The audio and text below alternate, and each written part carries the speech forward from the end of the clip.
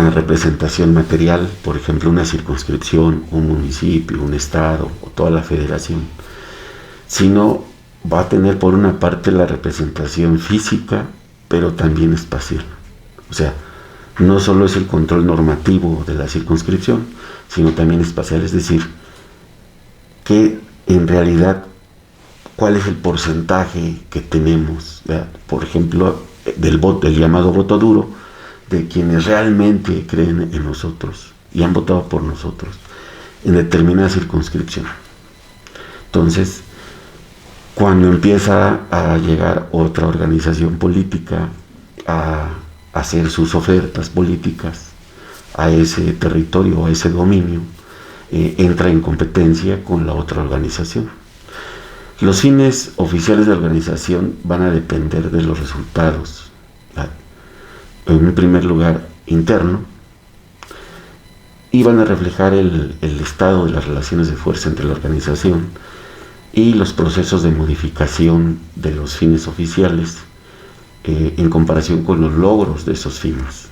Son siempre el resultado de cambios en las relaciones de fuerza. Es decir,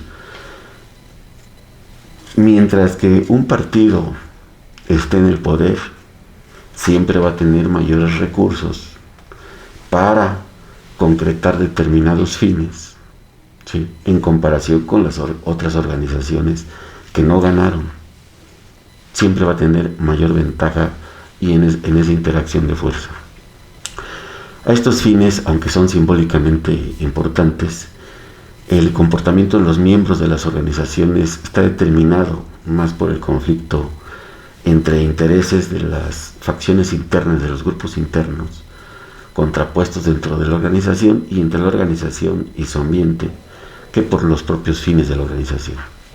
Esto quiere decir lo siguiente: toda organización política tiene facciones o grupos. Esto es natural.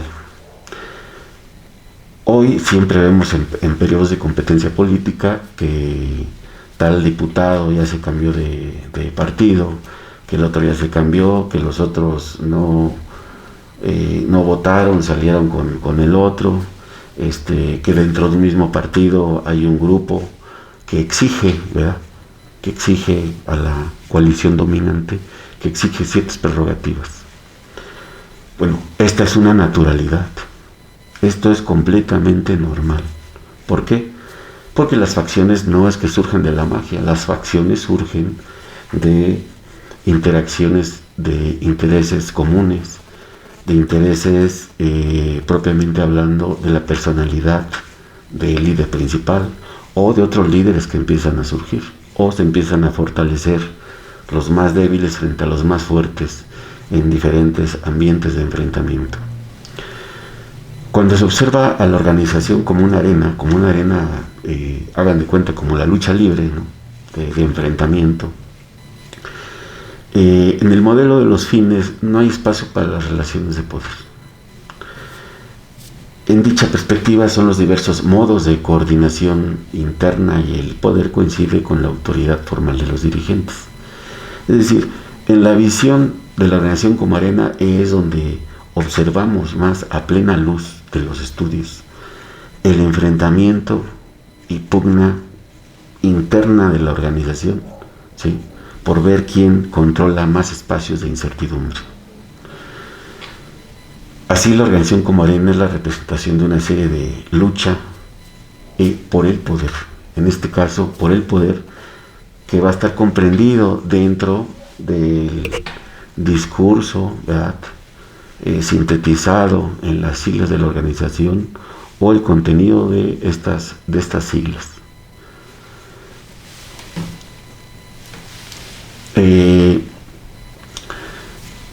Al interior de esta visión, las diversas tácticas y recursos que se enfrentan por facciones internas de participantes dentro de la estructura, se va a provocar una red institucionalizada de las relaciones de poder entre los componentes de la organización y sus interlocutores externos.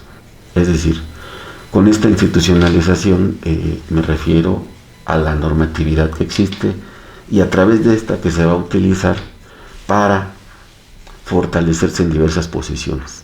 Lo vemos muy bien con el tema actual del partido en el poder, cuando dice yo quiero influir para que en el INE esté determinado servidor público que simpatice con nuestros objetivos como organización, ¿no? Entonces se utilizan la normatividad, ¿verdad?, las reglas de los requisitos para proponer a determinada persona o no, ¿verdad?, las comisiones en las dos cámaras. Y aquí el fenómeno que se observa pues es el propio fenómeno del poder en el contexto de la propia organización. Dentro de la teoría de la acción hay dos elementos clave, que es la estrategia y el juego. Los sujetos dentro de la organización siempre van a procurar actuar de manera estratégica, buscando tomar oportunidades, ¿verdad?, que satisfagan sus objetivos, y para que con estos amplíen su capacidad de acción o de libertad y conservar su capacidad de acción.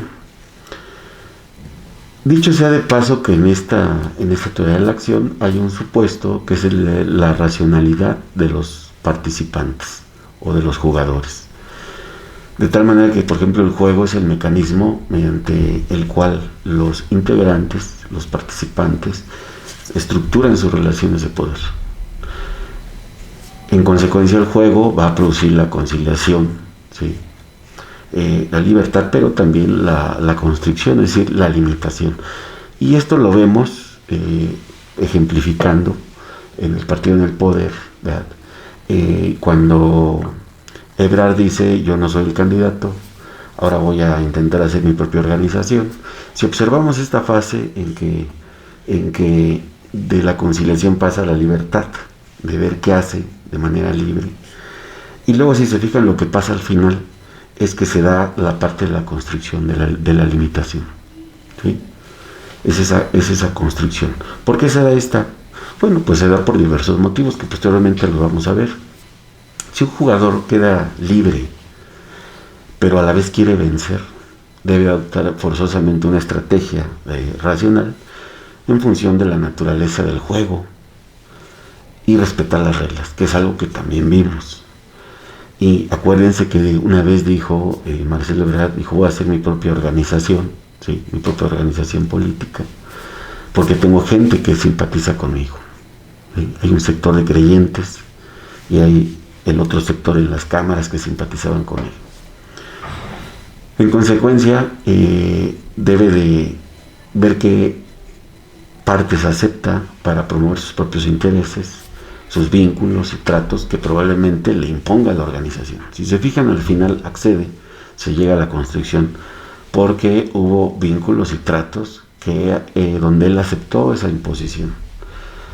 Así, el poder que se manifiesta es el fruto de negociaciones desequilibradas. En este caso, regresamos al ejemplo de Ebrard, él pierde una intencionalidad, un interés de ser el candidato, lo pierde, cede.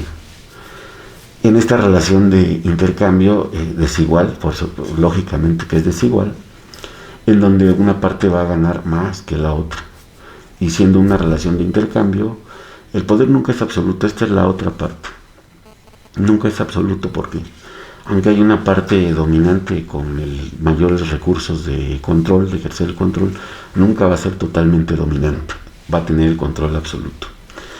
Y esta es la razón del por qué un grupo dirigente no puede nunca ejercer un control total sobre la organización. Ese es el ideal, ese es el ideal. Entonces, en las organizaciones, los principales recursos, pero no son los únicos, vamos a hablar sobre la parte formal ahorita.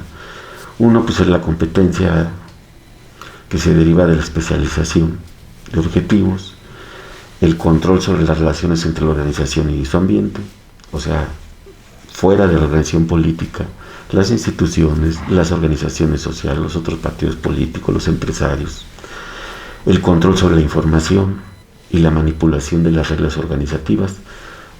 Otro aspecto también que observamos de manera muy actual, cuando dicen hay una regla de paridad de género, Entonces no es solo que ganes las llamadas encuestas, que posteriormente las vamos a analizar qué son y para qué sirven, sino ahora hay una nueva regla. No está basada únicamente en el que obtenga más votos, sino los puedes obtener, pero por esa regla hay una cuantificación de hombres y mujeres, tiene la organización política, y en consecuencia hay una regla en donde forzosamente debe de haber sacrificados. Entonces debe haber quien pierda. También lo vimos incluso en el caso de la competencia entre Clara Brugada y Omar García Harfuch. Vimos esa manipulación de reglas organizativas. De tal manera que el control sobre estos recursos casi siempre tiende a concentrarse en grupos muy pequeños, que generalmente esos grupos son los que tienen la capacidad de ejercer directivas sobre la organización política. En consecuencia, las organizaciones en sí son la sede de una pluralidad de juegos estratégicos a diversos niveles, juegos en los que los líderes son ciertamente los actores normalmente más poderosos y que tienen la posición negociadora más fuerte, pero nunca los que ejercen un poder absoluto. Con esto quiero decir, lo vamos a ver en otros capítulos, cuando analicemos el fascismo en Italia, donde muchos creen que es un comercial cultural, donde muchos creen que el partido político como tal se desarrolló en las democracias, y curiosamente no. El partido político como maquinaria de competencia política se especializa y se desarrolla en el fascismo en Italia. Muy bien, ahora vamos a ver la estructura organizativa. Entonces, las organizaciones vistas como un orden político negociado y sus características estructurales de la organización entran en el cuadro como vínculos y oportunidades. Hay componentes formales, informales, escritos y no escritos. Aquí entra la parte de, probablemente hay una disposición escrita, pero hay costumbres que pesan incluso más que las leyes escritas. En un primer momento, aún piensan por ahí que las características estructurales de una organización, como por ejemplo el grado de burocratización, el grado de descentralización, el grado de diferenciación, etcétera, y la explicación de su funcionamiento coincidían, pero no es así. Esa era la idealidad, esa es la idealidad. En la realidad no funcionan así, porque internamente siempre va a haber grupos internos que estén en constante competencia. Entonces, ilustrar el sistema de vínculos y oportunidades y por lo tanto que hay una desigual distribución de recursos importantes va a condicionar la estrategia de los diversos actores en los juegos de poder. ¿Sí? Y aquí podemos distinguir entre la organización como contexto, ¿sí? O sea, una organización política determinada vista como un contexto de su estructura organizativa, en donde es un